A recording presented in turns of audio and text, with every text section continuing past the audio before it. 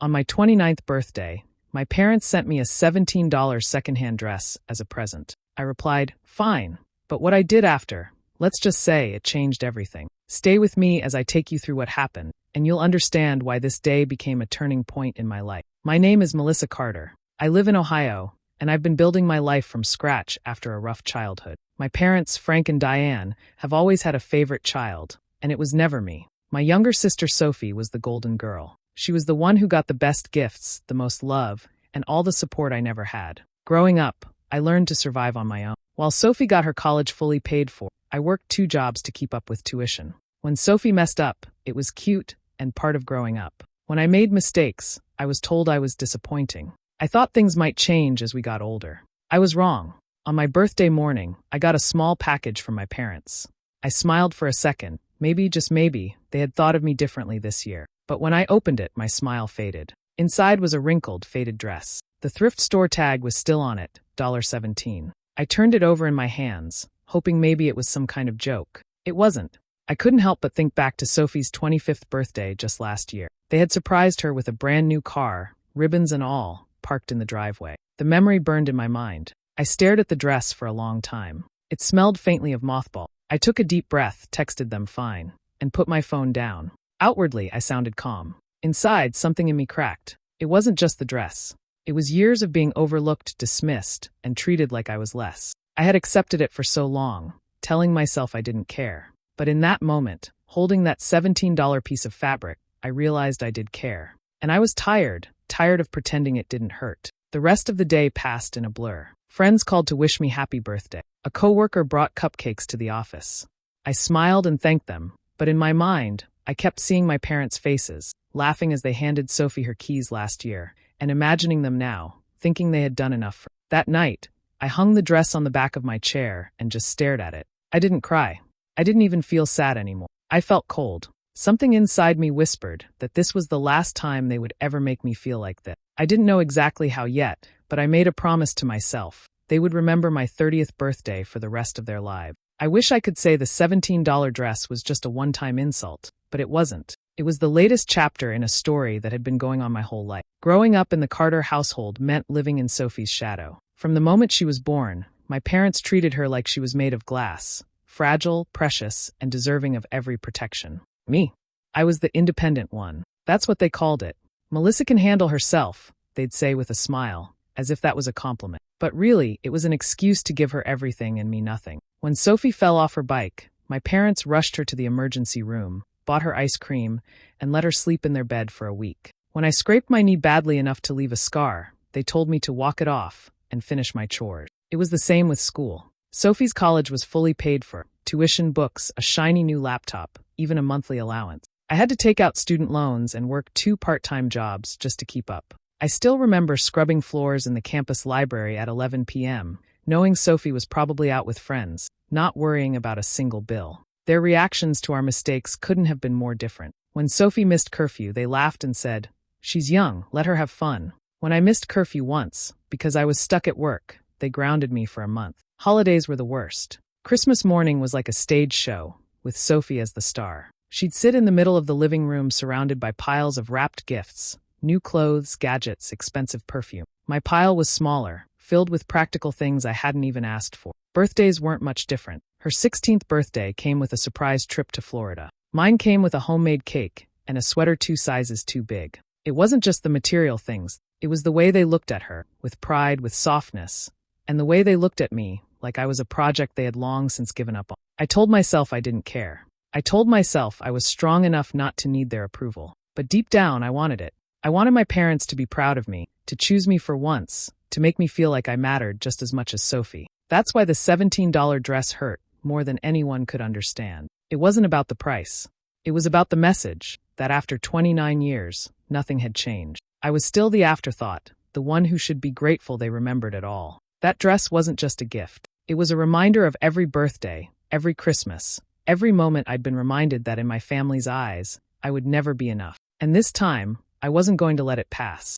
I tried to push the dress out of my mind. I told myself it wasn't worth getting worked up over. I'd survived worse from them. I poured myself a glass of wine, curled up on the couch, and put on a movie just to distract myself. A few hours later, my phone buzzed. It was Sophie calling. I thought about ignoring it, but some part of me hoped maybe she was calling to wish me happy birthday in her own. I swiped to answer and said, "Hello," but there was no direct response, just muffled voices and laughter. It took me a few seconds to realize Sophie hadn't meant to call me at all. She must have but dialed me. And then I recognized the second voice, our mother's. I was about to hang up when I heard my name. "I told you that dress was good enough for Melissa," my mom said, her tone dripping with smugness. Sophie laughed. "Oh, totally. She never appreciates anything anyway. Might as well save the nice stuff for people who matter." They both laughed harder, and then Sophie added, "She should be grateful we even remembered at all." I froze. My heart pounded so hard I could hear it in my ears. I stayed silent, listening, hoping I'd misheard. But no, every word was clear. My birthday gift wasn't just lazy or thoughtless. It was a joke to them. My wine glass sat untouched on the coffee table as I stared at the wall, my mind replaying their laughter again and again. I'd always known they favored Sophie. I'd always felt it. But hearing it said out loud, hearing them admit I didn't matter, hit differently. The humiliation was sharp, like someone had ripped open an old wound and poured salt inside. My cheeks burned even though no one could see me. And then, beneath the humiliation, something else started to grow. It was cold, heavy, solid. I'd spent my whole life trying to earn their love. I worked hard in school hoping they'd notice. I sent thoughtful gifts for every holiday, even when money was tight. I smiled through hurtful comments, thinking maybe if I didn't fight back, they'd finally see me. But in that moment, listening to my mother and sister laugh about me like I was nothing, I knew the truth. They were never going to change, and I was done begging for scraps of affection. I hung up the call without saying a word. I didn't cry. I didn't text them. I sat there, feeling the weight of the years settle into my bones, and made a decision. If they thought I should be grateful they remembered at all, then I'd give them a reason to remember me for the rest of their lives. And this time, they wouldn't be laughing. That night, after overhearing that call, I lay in bed staring at the ceiling. Sleep didn't come. Instead, my mind replayed every moment from my childhood to now. Every time they'd dismissed me, laughed at me, made me feel like I didn't belong in my own family. But somewhere between the anger and the ache, another thought pushed through. For the first time, I really looked at my life. I had built something for myself without them, completely on my own. I had a good job that paid well, a small but cozy house, and money in savings. I wasn't rich, but I was comfortable. Everything I had, I'd earned without their help. And that's when the idea came to me. Next year, I'd be turning 30. A milestone birthday. People throw big parties for that.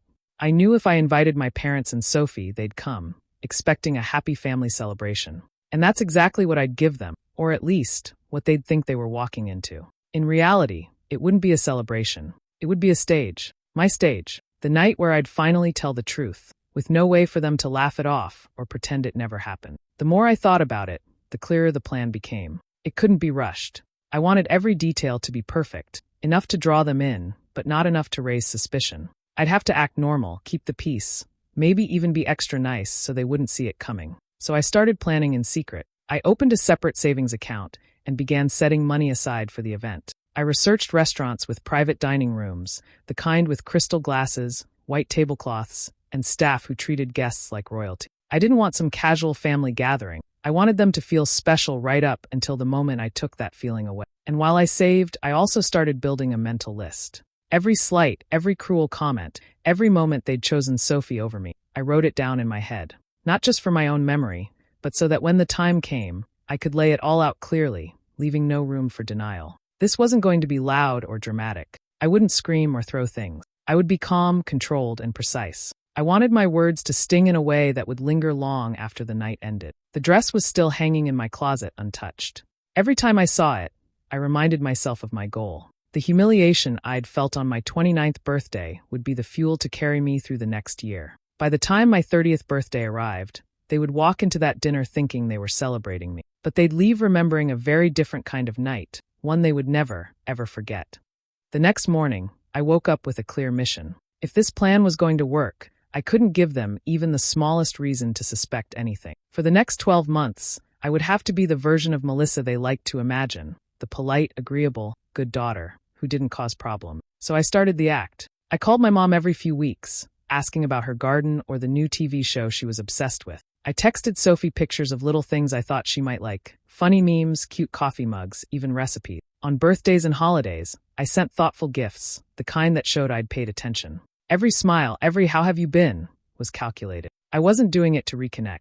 I was doing it to make them comfortable. I needed them to believe nothing had changed between us. By late spring, I brought up my 30th birthday. I made it sound casual at first. I was thinking of doing something special next year, I told my mom on the phone. You know, big milestone, turning 30 and all that. She sounded excited right away. Oh, that would be lovely. We could all come down. Absolutely, I said, keeping my voice light. I want it to be really special. You, Dad, Sophie, and maybe a few other family members. I'll let you know the details early, so you can save the date. Sophie texted me later that night. Can't wait. We'll make it a big deal for you. I smiled at my phone, knowing she had no idea just how big it was going to be. By midsummer, I'd already picked the location, a high-end restaurant downtown with a private dining hall. The space had floor-to-ceiling windows overlooking the city lights, polished wooden floors, and a long table that could seat 15 comfortably. It was the kind of place where the staff called you ma'am and refilled your wine glass before it was even half empty. I booked it under my name and put down a hefty deposit. Then I made my guest list. I kept it small and intentional. My parents, Sophie, a few extended relatives who had witnessed the favoritism over the years, and 2 neighbors from our old street who had seen everything growing up. And of course, Aunt Carol, the only family member who had ever treated me with kindness. I knew she'd have my back when the moment came. The months passed, and I kept up the performance.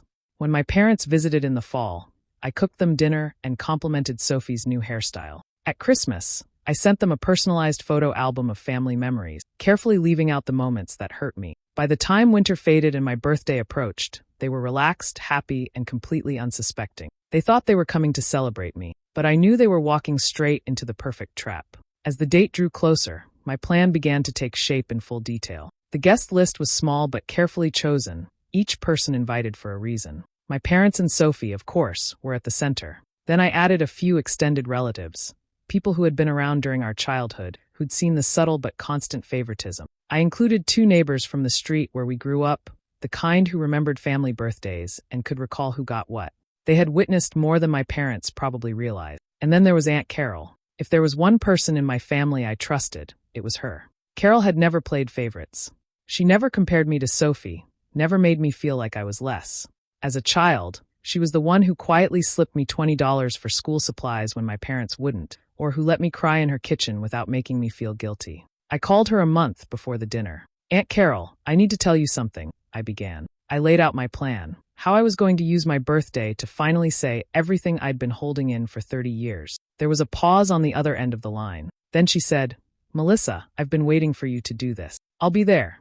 And if anyone tries to twist the truth, I'll speak up. Her words were like a shield I could carry into battle. The restaurant manager and I discussed the evening's schedule. I told him I wanted the atmosphere to feel elegant, almost like a wedding dinner. Candlelight on the tables. Soft background music. He suggested a short break between the main course and dessert, perfect for speeches or toasts. That was when I'd take the floor. I added one more twist, a gift presentation moment. I told my guests ahead of time that there would be a small segment where I would give out special thank you gifts to my parents and Sophie to show my appreciation. I knew the very idea would stroke their egos. My mother even mentioned on the phone how thoughtful I was for planning it. What she didn't know was that the gifts weren't meant to flatter. They were part of my statement. Each box would be beautifully wrapped, tied with a satin ribbon, and inside would be something I'd picked up from a thrift store. Nothing cruel or broken, just obvious secondhand items with the price tags still attached. The kind of good enough gifts they thought I deserved. The irony would be sharp, but the real impact would come from the truth I was about to spill in front of everyone. By the week of the dinner, the guest list was confirmed, the menu was chosen, and the gifts were sitting in my closet, ready to go. I could almost see their faces already. They thought they were walking into a celebration. They had no idea they were about to witness the reckoning.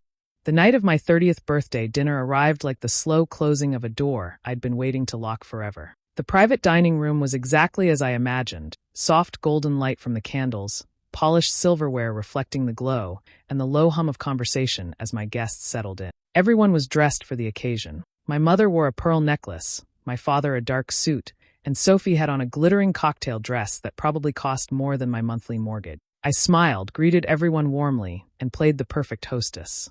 During the appetizers, laughter flowed easily. The main course was served, perfectly cooked steak, roasted vegetables, delicate glasses of wine. From the outside, it was just a family celebrating a milestone. But I wasn't there for celebration. I was there for the truth. When the plates from the main course were cleared, the restaurant manager dimmed the lights slightly as planned. I rose from my seat at the head of the table, holding my champagne glass. I just want to say a few words, I began, smiling at the faces looking back at me. I want to thank you all for coming tonight. Turning 30 feels significant. It makes you look back on your life, on the people who shaped it, and the moments that stayed with you. My voice was warm, my words carefully chosen. I saw my parents smiling proudly, thinking they were about to be praised. I started with light memories, baking cookies with Mom, Dad teaching me to ride a bike, Sophie and I playing in the yard. But then my tone shifted, slowly, deliberately. I also remember other moments, I continued, my gaze fixed on my parents. Like how Sophie's college was paid for, while I worked 2 jobs to afford mine. How her mistakes were cute, but mine were disappointing. How birthdays and Christmases always seemed to have a certain imbalance. The smiles faded. My mother shifted in her seat. My father cleared his throat. Sophie rolled her eyes just slightly, as if this was going somewhere she didn't like. And last year, I said, my voice tightening just enough, you sent me a birthday gift, a $17 secondhand dress. Still had the tag on it. I reached under my chair and pulled out the dress, neatly folded, tag still dangling. The air in the room froze. The neighbors stared.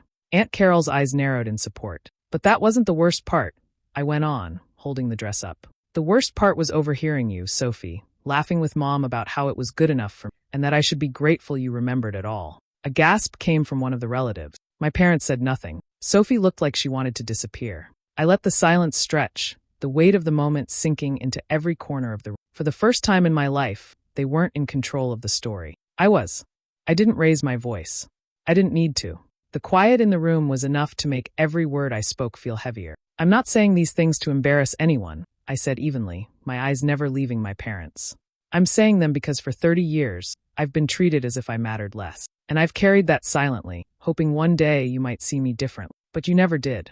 I turned slightly toward the rest of the table. While Sophie's college was fully paid for, I scrubbed floors in the campus library until midnight just to cover tuition. When Sophie missed curfew, she got a laugh and a hug. When I missed curfew, because I was at work, I got grounded for a month. On Sophie's 16th birthday, she got a trip to Florida. On mine, I got a sweater 2 sizes too big. Sophie gave a short, nervous laugh, like she could smooth the tension. Oh, come on, Melissa. You're exaggerating. We all had our moments.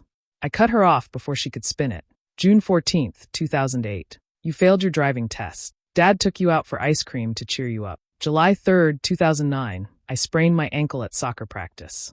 Mom told me to stop being dramatic and mow the lawn anyway. December 25th, 2015. You got a MacBook for Christmas. I got a desk lamp. Would you like me to keep going? Her smile dropped completely. Aunt Carol leaned forward then, her voice steady but firm. I can confirm every word Melissa's saying. I've watched it for years. I kept quiet because I thought maybe you'd see it yourselves, Frank, Diane. But you didn't. You favored Sophie, and you treated Melissa like she was lucky to get your scraps. It's shameful. The words, "it's shameful," hung in the air like a verdict. My father's face was pale. My mother's lips pressed into a thin line, like she was holding back an argument, but knew it wouldn't help. Around the table, the mood shifted. Cousins, neighbors, extended relatives, people who had once politely ignored the favoritism, now looked at my parents with something close to disgust. I stayed calm, my hands resting lightly on the table. I'm not here to beg for your love anymore. I'm here so you can't pretend you don't know what you've done. I want you to remember this night every time you think about me. I want you to understand that I see you exactly as you are. No one spoke. The weight of the truth was too heavy for small talk. For the first time in my life, the room wasn't on their side. It was on mine. And by the way my parents sat there, silent, still, and exposed, I knew they finally understood that the daughter they'd always underestimated had found her voice. I let the silence linger for a moment longer, then took a slow breath and straightened up. Before we finish, I said, my voice steady, I have one last thing for you. From beneath my chair, I pulled out 3 neatly wrapped boxes, silver paper, gold ribbon, the kind of wrapping that promised something expensive. I set one in front of my mother, one in front of my father, and one in front of Sophie. Their faces softened with curiosity, maybe even guilt. I could see Sophie's hand hover over the ribbon, expecting jewelry or something sentimental to make peace. Go ahead, I said. They began to unwrap them, the paper tearing under the quiet tension of the room. My mother lifted the lid first. Inside was a pair of scuffed high heels, clearly worn before, a thrift store price tag still hanging from one strap, $9. My father's box held a slightly dented picture frame with a sticker that read $4. Sophie's gift was a faded handbag with a tag showing $15. Confusion flickered across their faces before it turned into realization. I met their eyes and said, now we're even. Enjoy your presents." A gasp rippled through the table. Someone at the far end choked on a laugh. Aunt Carol covered her mouth, but her eyes were gleaming with pride. A couple of relatives began to clap quietly, like they couldn't help themselves. Sophie's mouth opened, then closed again. My mother's cheeks flushed red, and my father stared at the frame like it might give him an escape route if he looked hard enough. I didn't say anything more. I didn't need to. The gifts spoke louder than any last insult I could deliver. They were a perfect mirror of how they had valued me for years. Cheap, careless, and with no real thought behind them. I looked around the table at the stunned faces of my guests. "Thank you all for coming," I said calmly. "Dinner's on me. Have a good night." Then I turned, walked to the door, and pushed it open. I didn't look back. Not once. As I stepped out into the cool night air, I felt something lift off me. 30 years of wanting, of chasing, of being told without words that I wasn't enough. The muffled murmurs of the dining room faded behind me, replaced by the quiet hum of the city. I knew people would talk about this dinner for years, maybe longer. I knew my parents and Sophie would never forget it. And I knew, without a doubt, that I'd finally taken back the power they'd held over me for so long. I didn't just walk away from that table. I walked away from the version of myself who ever thought I needed their approval to be whole. By the next morning, the story was already moving through the family grapevine like wildfire. Aunt Carol had called her cousin in Nairobi before she even left the restaurant parking lot, and by noon, second cousins Melissa hadn't spoken to in years were messaging her with everything from quiet congratulations to outright laughter. Someone had even posted a vague Facebook status about cheap hearts wrapped in shiny paper, and everyone seemed to know exactly who it was about. Her parents' and Sophie's reputations began to fray almost instantly. At church, people avoided their pew. A few neighbors who'd been at the dinner stopped to whisper in the supermarket aisles, the shame clinging to Frank and Diane like an unwelcome shadow. Sophie's polished image, always the golden child, now carried the stain of public humiliation. They called Melissa, first once, then twice, then several times a day. Long voicemails about family sticking together and airing dirty laundry in private. Sophie's voice even cracked once as she left a message about making things right. Melissa didn't answer any of them. She deleted every voicemail without listening past the first sentence. She had spent 30 years trying to get them to hear her. She wasn't going to waste another 30 seconds. Instead, she poured herself a cup of tea each morning, sat in her sunny kitchen, and let the peace settle in. The ache she had carried for so long was gone, replaced by something quieter, but far more powerful, closure. She didn't feel regret. She didn't feel guilt. What she felt was freedom. The world had a way of telling people like her to forgive and forget, to pretend pain wasn't real if it was dressed up in family ties. But Melissa had learned something the hard way. Some wounds don't heal by pretending they're not there. Some wounds need sunlight to close. And she had thrown those doors wide open. One evening, a week after the dinner, Melissa walked into her bedroom and opened her wardrobe. Hanging at the far end, pushed between silk blouses and neatly pressed dresses, was the $17 dress. The tag still dangled from the seam, the faded number staring back at her. She took it in her hands and smiled, not the bitter smile she'd worn the day she found it, but something softer. The dress no longer carried shame. It was no longer a symbol of what she had been denied. It was proof, solid, tangible proof, that she had survived it. Melissa slid the dress back into place, straightened the hanger, and closed the wardrobe doors. Her life no longer revolved around earning their love. It revolved around her. And somewhere in that quiet, in that stillness, she knew the truest form of revenge wasn't what had happened at the dinner. It was the fact that she was finally, completely, untouchably free. Do you believe Melissa made the right choice by cutting off all contact after that unforgettable dinner? Or should she have given her family another chance to make things right? Share your thoughts in the comments. I'm curious to hear your perspective. And if you enjoy powerful, emotional stories like this, hit that subscribe button and turn on the notification bell so you're the first to know when a new one drops.